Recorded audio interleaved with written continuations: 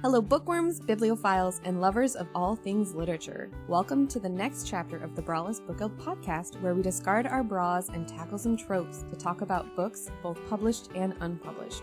We are your hosts, Jenna. Hi. Marissa. Hello. And I'm Megan. So before we get started, as always, let's talk about what we're drinking. So Jenna, you go first. I'm drinking, it's called 10. It's one of the fandom blends on Adagio. And it's like an apple hazelnut black tea. Ooh, that does sound good. It's good. I like it. Jenna, what are you drinking it out of? Oh, I'm drinking it out of my A Wee Bit Wicked mug, which I love. It's the best. So cute. We were just talking about how we love the mugs and we need to talk about them. Yeah. I am drinking a very boring Irish breakfast tea, but I love breakfast teas because they're nice and simple and I can always drink them.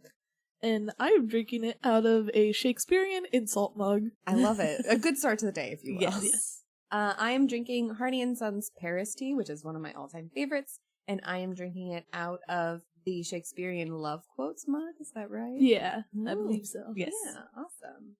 So for today, we have something special in that what we're going to do is we've all written down a bunch of our favorite tropes and not so favorite tropes, and we've put them in a hat, and we're just going to randomly pick them, discuss them, and then mention some books that either have them or don't have them or should have had them, didn't do them well, all of the above. So are you guys ready to get started? Yes, Yeah. I'm so excited. All right, let's have... Can I shake the hat in front of the mic so that we can all... There we go. Also, I think we need to talk that it's a steampunk hat. Yes. It's Marissa's steampunk hat. Yeah, and it it just is. fits. It's so on brand. It's wonderful. It's this beautiful, like, brown suede top hat with, like, lace bow in the back, and I just love it. I love it so much. I don't get to wear it often enough because it is not accepted in polite society. I think polite society needs to change. I agree. I think we're in the wrong society for Yes. this. Yeah. All right, let's have Marissa. Since it's your hat, why don't you go first? Okay. A lot of pressure here, guys. Oh, I grabbed two. Oops. It's a girl! They're on pink and blue papers, which color is stupid. Yeah. Yes. Technically, it would be a boy if it was back when this hat was appropriate. That's true. Okay. So our first topic, our first trope, is second chance romance. Oh, this was one of mine. Oh. I love second chance romance. Basically, you broke up and then you have a chance to get back together, or, you know, something happens. So how do you guys feel about this? It's very niche. Yeah. I think much like a lot of these tropes that we're going to talk about, it really depends on how it's handled. Mm-hmm. My big thing is, why was it ended in the first place? That's Is what true. it comes down to. Because if it's toxic in the first place, just cut your ties. I always tend to like the ones that are like, oh, we have to go away for college. We just drifted apart, and then suddenly we reignite. Like, there's a bunch of K-dramas that include that, and I just love them every time. Yes, I was gonna say, I really like it when it's done well, and it's usually the, like, childhood romance or, like, first loves that come back together. I think those ones are usually done really well, because what I like about it is that it gives the ability to go into the insta-love without being an insta-love. It's like we have all this history together and we're able to, like, build on that history, and then it's not weird if there's sudden sexual tension from the bat. Because you already had the Because you're the history already of it. prepared for, Yeah. like, but I loved them at one point, but I don't. And then it's like, you still have the, like, drama of, like, do they feel the same way about me? It's not that automatic, like, oh, and we're back together. Right. Yeah. I don't know. I think, and I'm going to relate this to a webtoon comic that I'm reading right now, which I highly recommend if anybody reads comics, which is, it's called Nevermore, and it's all based off of, like, Edgar Allan Poe motifs and stuff like that.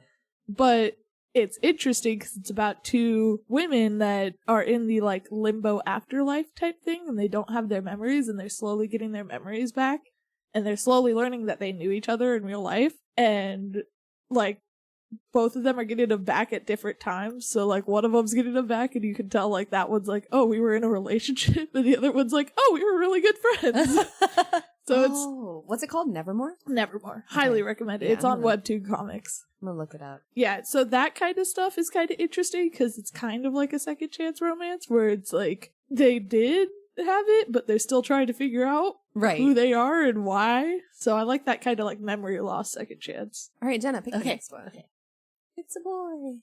Found families. Oh Ooh, God, I that's a love me good some one. found Who put that families. one in there? Whee! I like that one. That's like top tier.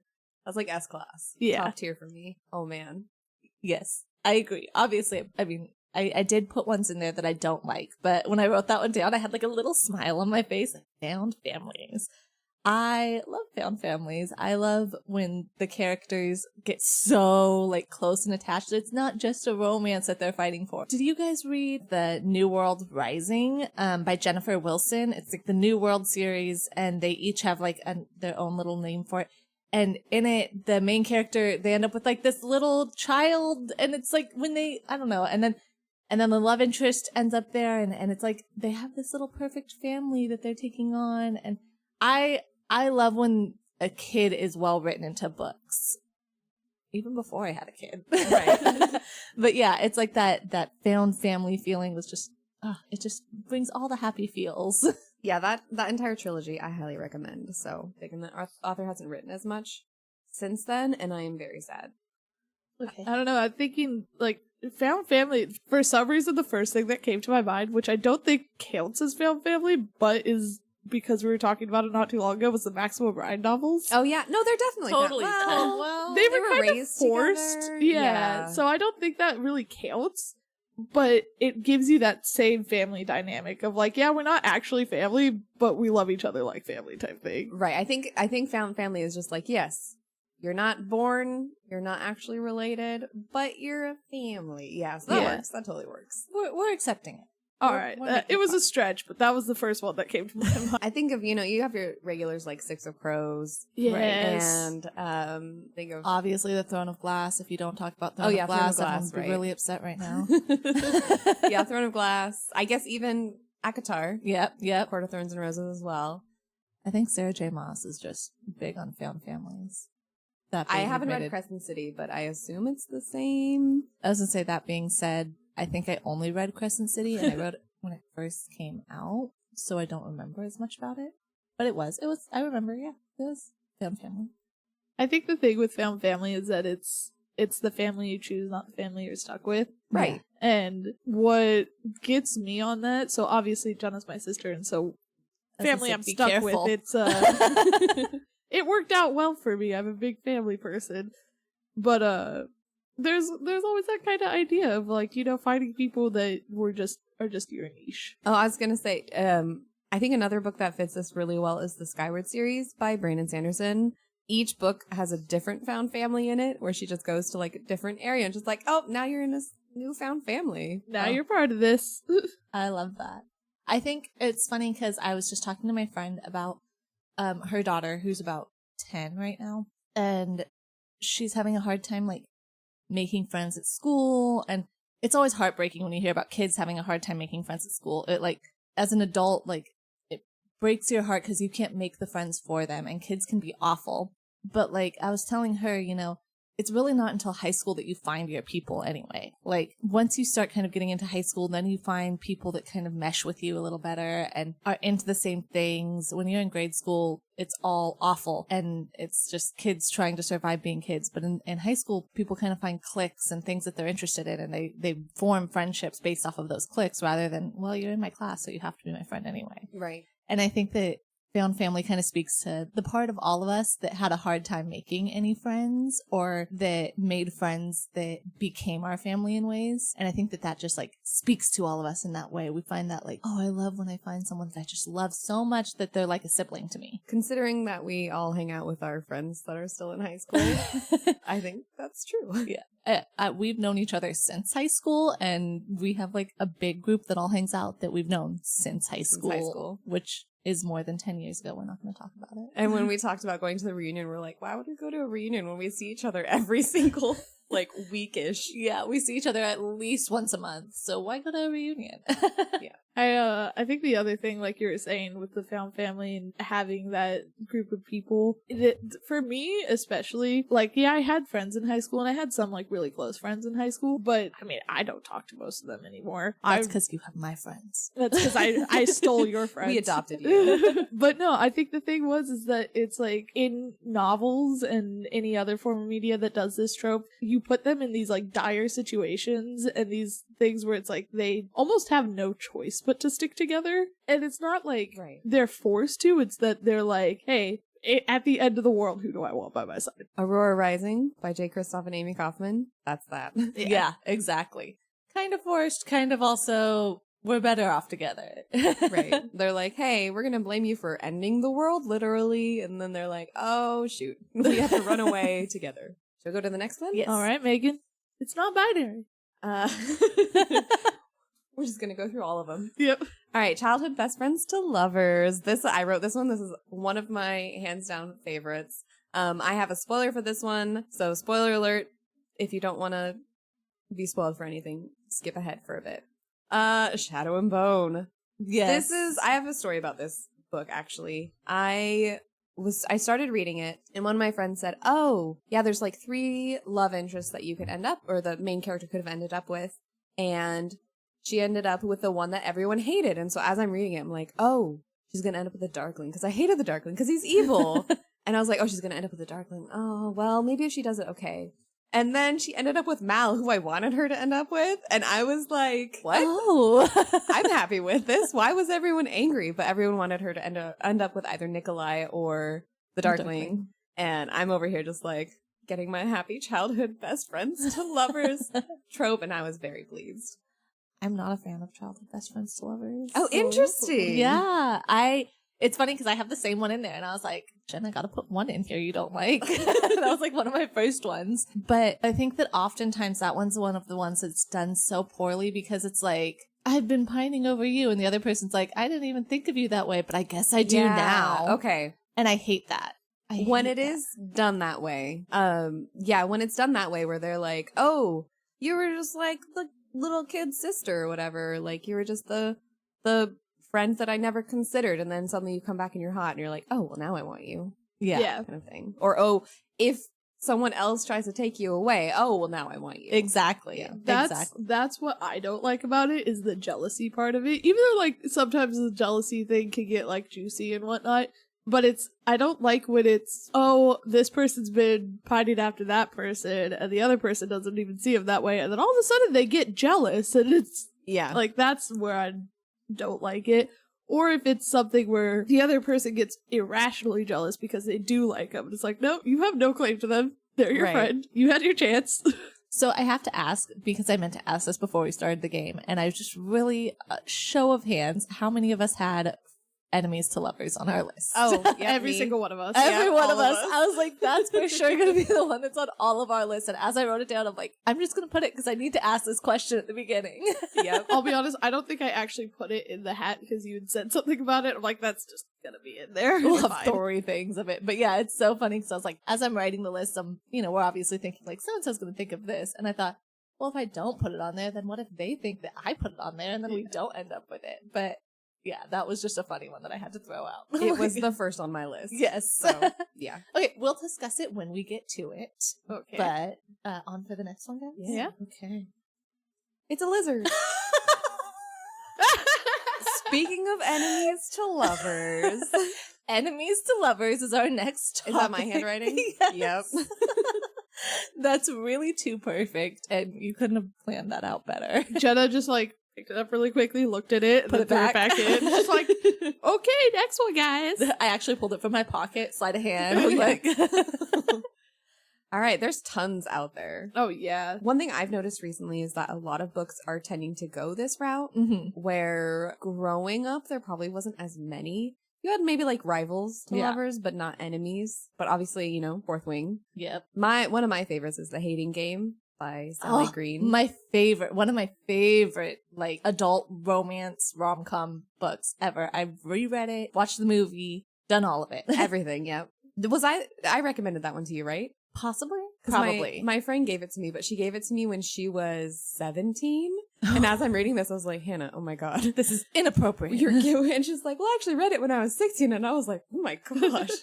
I was still reading about unicorns when I was 16. Yes, I think you gave me that one because our friend Kathy gave me Can You Keep a Secret? And those are my top two favorite, like, romance. When I was a teenager, like middle school level, me and my friends, when I delved first into the world of fan fiction, that's what took me to fan fiction. Yep. Is the enemies to lovers idea, and we loved Draco and Hermione. I was gonna say Hermione. Hermione was our thing, and we would share fan fictions over Hermione. And then Kathy came along and was like, Draco Harry, guys. And I was like, look, also enemies to lovers, I'll accept it, we'll go. I mean, wasn't that right when book 6 was coming out? Yes, it was just about that time. He was literally stalking Draco the entire book. Exactly. Just admit you're obsessed with him. Yeah. Which is also why I think that everyone wanted the Darkling and Shadow and Bone, because we all wanted the enemy to lover feel. He was the bad boy. Also, the Sweep series. Oh, Sweep series. Yeah, yes. We all enemies have a to thing lovers for as bad well. boys. Not That's really. true. I'm the cinnamon You roll. were the one that wants the best Except friend. for me. I'm the cinnamon roll. If he is the cute, like, basically how I explain this, if he is the Naruto of the series, I love him so much. Just give me the boy who will never give up. Or girl. So it's funny because my husband and Marissa are playing Baldur's Gate right now. And I was talking about, I'm not playing it. I have seen very, very, very little about it, except for obviously the big front poster. And the guy in the everything front. we talk about.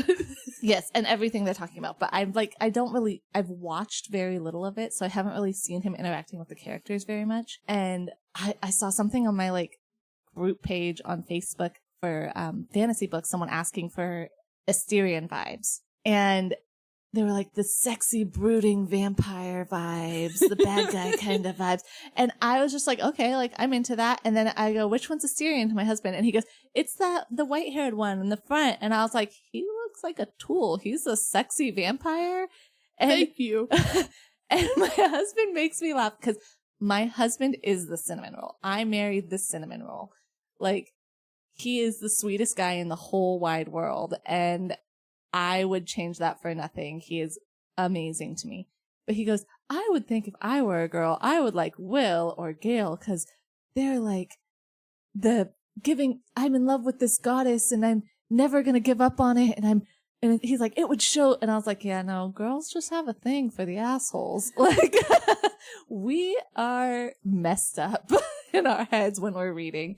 But the thing is when we're reading, we're allowed to do that because we don't have to deal with the actual fallout. Exactly. Yes. Exactly. You can actually date the jerk. The one that I was going to bring up for like enemies to lovers is the book I gave you, The Lies We Tell Ourselves. Oh, yeah. Because it's set in that time of, segregation and stuff like that. And it's a black woman and a white woman. It's funny because they're enemies without being like direct enemies. They're enemies based off of society. Oh, and so right. it's kind of like, yeah, they hate each other, but they don't know why they hate each other. Right. And so that's something I like about it is that you have the enemies who have very different ideals and the like bad guy versus good guy, where this one's like, it's not bad guy versus good guy. It's just two very confused people that are like, oh, we don't actually have to be enemies. This is what we've been taught. Yeah. Yeah.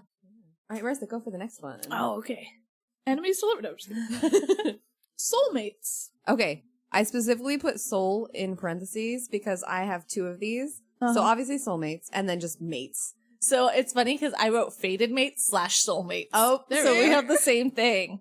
I hate it. I hate it. I hate it so much. I don't want to be negative, but this is something that I feel has just been so done recently. And I'm tired of romances where you just don't have a choice. Yeah. Like, you're stuck. Right. Yep. So I will say, spoiler. Please skip ahead. I don't know, a minute or so. We'll tell you. I'll put it in post. I am going to say one of my favorite books is A Court of Thorn and Roses. And the minute they were like, he's your mate, I was like, ugh. Like, that was me exactly. ugh.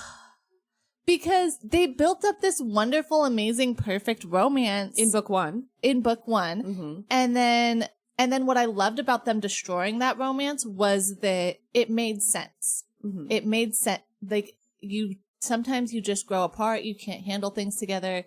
Even her way of moving on from that romance in book 2 to the second romance was perfect in itself because she felt guilty for moving on. She struggled with the fact that, like, this person that she loved, she did all of these things for, and now she's attracted to this other person who does a lot of other things for her. And it's like this guilt of, like, do I hold out for that romance that I thought was perfect? Or do I move forward with someone that I thought was not perfect? And then it's like, while she's still struggling with her feelings, it's like, he's your mate. Yeah. And I was just like, ugh. And it wasn't one of those things where when she first saw him, it immediately clicked. Right. Like, it didn't happen until the end of the first book, where then he realized, oh, shoot, this happened. Right. Which they did well. They wrote that in well. I will say that some authors, you read the first book and then you read the second book and it feels like everything's completely out of left field. Yeah. It's like, wow, you didn't write anything to prepare me for this. Mm-hmm. There were things that prepared you for it in the first book. Like her meeting him at the first time and thinking he's the most beautiful man that she's ever seen or whatever. But it wasn't, I don't know, it was too simple. It's too easy of an explanation. Then everyone ends up being mates. And it's like, that's what bothers me. It's like, it's this rare thing, but somehow everyone finds their mate. Yeah. Like, and they all happen to be in the same friend group. Right. Not just this random dude. Oh, and they all have to be rich. Yes, exactly. It's not just a random poor guy from... Right. That would be a Criminal Supreme Minds Court. episode. God. One thing I want to go off of that is, this is my theory with Sarah J. Maas and A Court of Thorns and Roses. I really think halfway through, when she introduced, I'm going to call him Rysand because that's how I read his name. Mm-hmm. I don't care. When she introduced him, she decided he was a lot more fun to write. And by the end of book 1, she was just like, I don't like Tamlin anymore. I'm gonna write from Rysand's point of view now because I like him better. That's my theory with how that happened. Yeah, I love him. He is for sure my top number 1 book boyfriend because he was probably one of the first ones where I read, and this is a trope that's in there somewhere, the all-powerful love interest that doesn't necessarily just fight the battles for the girl. That does you can take care of yourself. I'm going to make you better for the sake of you being you. And I loved that about him. So he is my all-time favorite and I do love him. But that being said, the minute they were like, and they're mates, I was like, it took away from the romance for me. It doesn't feel real. It doesn't feel like we fell in love despite all odds and we are each other. We choose each other. It feels like the world chose us. Yeah. And I don't like that. I think you should choose each other. I agree. And you should fight for each other. Because if you're just mates, you don't have to fight for each other. Right. That's my mate. You're going to get back together. Right. One thing I liked that they did in Parasol Protectorate series, though, was he called her his mate only because he's a werewolf. Yeah. Right. And that's what they do. But so that's why I put mates in there because it does work in some instances but it's not like the fated. Yeah. So. Yeah, it was more like we're wedded type mate. Like it's, hey, we chose each other, so we're each other's mates type thing. There was one, and the entire time you guys were talking, I was listening, I promise, but I was also trying to think of which book this was from, and I can't remember for the life of me. But there was a book where they had, like, soulmates, but the soulmates aren't necessarily romantic. Oh, yeah. Yeah. I can't remember what that book is. I don't remember. Yeah, but it could be like a friendship. Yeah, it's just like, this is your person type thing. And yeah, some people fall in love, some people stay friends. I cannot for the life of me remember what that book is. But I enjoyed that one. Also, speaking as the only single person here, the interest with soulmates, even though I agree 100% with you guys, is that it takes the choice out of it and it sucks and I don't like being told what to do type thing. But the interest with soulmates is the thing that there's like somebody out there specifically for you. For you. And it's like, yeah, there's plenty of fish in the sea. And it's like, yeah, but they all go meet up with each other. Yeah. Who's the fish for me type thing. And I think that's the draw of soulmates is like, don't worry, there's somebody out there. But I agree. I don't like the fact that it's like, this person is specifically for you and you have no choice, they're for you. Right. Yeah. Yeah. It's not usually done very well in books either. Even if there is like that soulmate feel, they usually do it in the way where it's like, but we're meant to be together, so we're gonna be together. Yeah. And actually, I just finished the Bonecryer's Moon, or the Bonecryer's Saga or whatever. So Bonecryer's Moon and Bonecryer's Dawn. The idea of that one was that you had your soulmate, but you have to kill him in order to keep the balance in world. in the Oh. world kind of thing. And like you have to like ferry the dead to where they need to go. Huh. So that was interesting where you have your soulmate and you like lure them to you with the siren song. And then you have to kill them. And so, yeah, that was kind of a unique little twist on it. Okay. You said the Bone Criers, and it reminded me of Crier's War. Oh, for yeah. Enemies to Lovers, because that was a good one for Enemies to Lovers. That was a good one. Wasn't she? That was the one where she was android? Yeah, she was she was made, so they're basically Yeah. robots, but they're like that world's version of robots, and they rule over everything. So like one's the princess, and then one's like this human that's like resents her, and her whole goal is to kill her. I remember loving that book, but I think I did audiobook and it was at a time where I wasn't paying attention as well, but I remember loving it. Yeah, I've reread that since I read it the first time, so I always get those two confused. People be like, I'm reading Bone Criers. And I'm like, isn't that the lesbian one that Marissa liked? No, Crier's so War. it It's a would good always one. confuse me. Okay. Next one. one is, why am I getting all of mine? I only put like put in- 100 in, and we No, put I like only 20. put like I 6. think Jenna put 100 in. I only put like 6 in. Okay, but make it gay. But Oh, I love this one. Speaking of Crier's War. yeah. Yeah, that's okay. So that's my niche right there. But make it gay. I am all for, but make it gay. Obviously, I lean towards the ones that are like female, sapphic related. But I'm into the male ones as well. I think like we were talking about with Crier's War of like that enemies to lovers but make it gay, or the assassin versus princess but make it gay type Love thing. it. Oh my god. yes. It's so good. I think even with like we talked about the Priory of the Orange Tree. No. And Everyone was gay. everyone was gay in that. It was all like, hey, how could we do this story with a bunch of like quote unquote cliches? But make it gay. I think that's a big thing, is that I love the fact that we have now all this queer representation out there. And like Jenna has even talked about, she'll pick up a book and she'll be like, ooh, this looks like a good book. Ooh, I really like the definition of it. Then she looks at it and she goes, it's gay. Marissa. It's true. So for me, sorry to cut in, oftentimes I'm realizing that I really enjoy the but make it gay, but it is a lot of representation out there and there's a lot to wade through. So it's like, Marissa, read it first and tell me if this is good. Oh yeah, if the story's good. Yes, because sometimes Then it's just like, especially early on when there wasn't a lot of representation, gay authors were putting books out there and it was a lot of the insta-love. It was a lot of the, we just want some romance between a woman and a woman because we can't find any books with romance between women and women. So Marissa sometimes will read it and be like, yeah, it was okay. And then I know like, okay, don't get into it because they're just trying to find that romance, which is totally fine. I have plenty of times where I just go for my heterosexual romance and I'm like, the plot doesn't have to be good. I just need some romance. But I want a plot too. I want to be completely absorbed in the story and love the character development. That's the hard part is, so for a while there, it was any form of media I could find, I would take it. Like, Right. I didn't care if it was good or not. I would just Crumbs. pick it up. Yeah. Because I needed something. I had nothing to go off of. Now I can be a lot more picky about it, and it's Right. pretty fun. And yeah, I'll give most of them a try because you never know what's going to be the good one, but there are a lot of ones that just do not hold up. And some of the ones that I actually really like don't hold up anymore. Like the ones that I liked when I first started reading, I'm like, if I went back to it, I probably wouldn't like it as much. Mm-hmm. Yeah. The most recent one that I read is called Flip the Script by Lila Lee. And this is the one where it kind of came out of left field, but it was in a good way, where she is a K-drama actress and she's in Korea, where, for those that don't know, Korea is still gay marriage is not legal. Mhm. And it's still very slow in acceptance. But she's an actress and she ends up falling for her co-star who is a woman.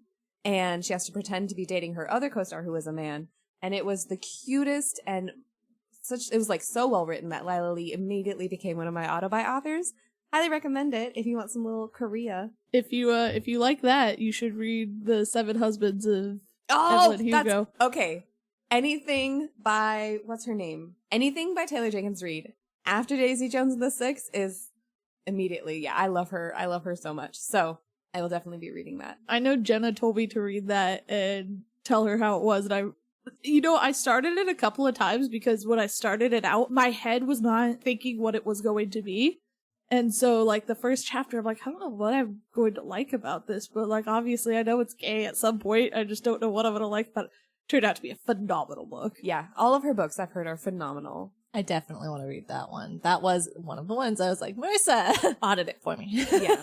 I haven't heard a single negative review about that book. Yeah. My But Make It Gay thought, and I think I've talked about him before, is all of Ashley Poston's Once Upon a Cons. Yeah. The main story is hetero most of the time.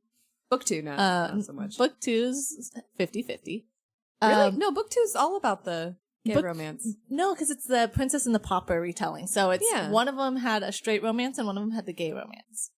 So Oh, you're right. Because, okay. yeah. I only focused on the gay romance. Yeah, 'cause I it was so actually cute. hated the straight romance in that one because it just didn't feel there at all to me. Yeah.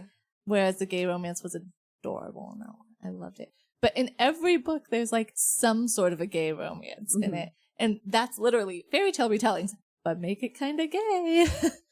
And they have everything in it. So definitely her books. I love them. They were cute. Is it my turn? Yeah. So, Rich to Poor. Oh, there's so many. Ugh. I mean, 50 Shades of Grey is the first one that pops into my mind. I was thinking, and we haven't all read Inheritance Games, have we? Yes, we have. We have. We all. But that's did. the one we we're did. going to have to talk about for our thing. So So we I'll won't go too far into it. But that's kind of the one I was thinking about when I wrote that one. Yes. I mean, if anyone just reads the synopsis of Inheritance Games, then it's basically, yeah. Yep. And A Court of Thorn and Roses obviously has that because she's like the poor girl that hunts for her family and then ends up with the rich fairies. Mm-hmm. What other ones are good? I'm only thinking of K-dramas because that's literally the story of every single K-drama out there. I feel like that's the story of every single contemporary romance novel. Cinder? Cinder. Cinder's one of them. Yeah. Yep. Solus has that a little bit. She wasn't exactly poor, but she moved up a bit. She moved up a Married bit. up. Was married- He's what is he, a baron? He's a lord of some sort. Yeah. don't remember. Lord Macon. Yeah. Lord Macomb. I think that this is one of those ones where it's like, it has to be done well, but it's such it's something that adds an aspect to, it shows like, but he's showing her the world because he can and she can't, or she can and she can't. But yeah, I think it has, I'm so sorry. It has to be done well. We're playing footsies under there. Yeah, I think the thing with that one is like, I think that also goes with the power dynamic part. Of Yeah. it. So it's that, especially when there's a romance involved of like a poor person with a rich person and stuff, and there's that power dynamic. And it's the different perspectives of the different lives they lead. Yeah. Like you said, if it's done well, it's done really well, and it's cool to see those different perspectives clash and like merge and stuff like that. But when it's not done well, then you're like, this is a little creepy, like 50 Shades of Grey. Yes, Oh. exactly. Crazy Rich Asians is one of them. Yeah. Yeah. Definitely not my favorite, but I feel like it's also, in some ways, it's necessary to drive some of the plots. Because usually these plots require, you can't just fund an entire war or fund an, like, there has to be somebody in there that has money. And usually the other person comes from nothing. So they're like, wow, well. But yeah, I don't like it gives weird vibes. Yeah. Okay, Marissa. All right. Discover special powers. Oh, I love it. I almost put a magical girl because I just love magic.